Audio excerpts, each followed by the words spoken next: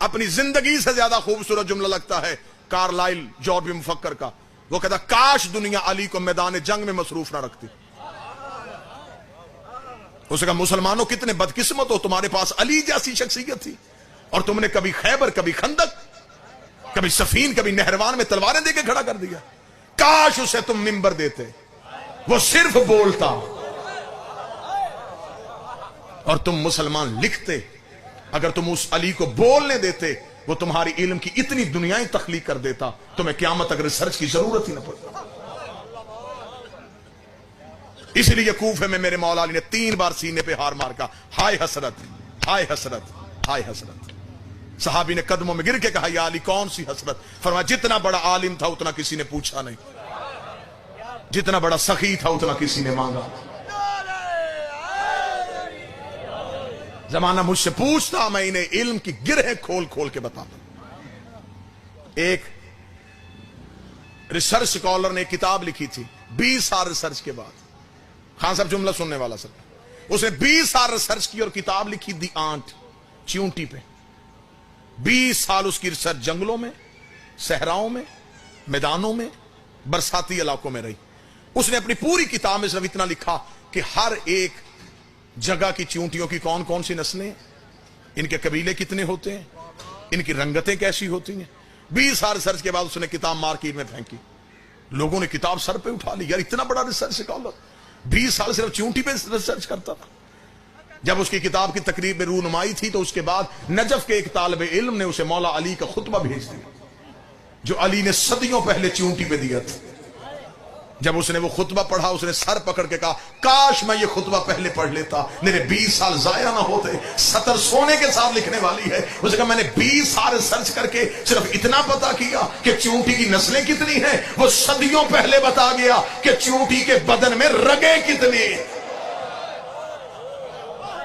اس نے صدیوں پہلے بتا. مولا امیر المومنین جب یہ خطبہ دیا تو مولا ریت پہ بیٹھے ہوئے تھے. یہ سامنے بیٹھے ہوئے صحابہ میں سے ایک شخص نے کہا تھا یا مولا ہر چیز کی خلقت میں کوئی راز ہے. یہ کہنے کے بعد سامنے سے ایک چیونٹی گزری. اسے دیکھے گا یا علی اس کی خلقت میں کیا راز ہے. علی مسکرائے اور علی نے مسکرا کے فرمایا لطف لیں گے آپ بات. مولا نے فرمایا چیونٹی کو مولا نے یوں دیکھا اور دیکھ کے مولا نے فرمایا چیونٹی کی پورے سال کی خوراک گندم کا ایک دانہ ہے. علی فرماتے ہیں کہ اللہ نے اسے اتنا شعور دیا ہے جب یہ دانے کو سٹور کرتی ہے تو یہ 4 حصوں میں کرتی ہے. اسے بھی اتنی عقل ہے میں 2 میں کروں گی تو پھر پودا اگائے گا.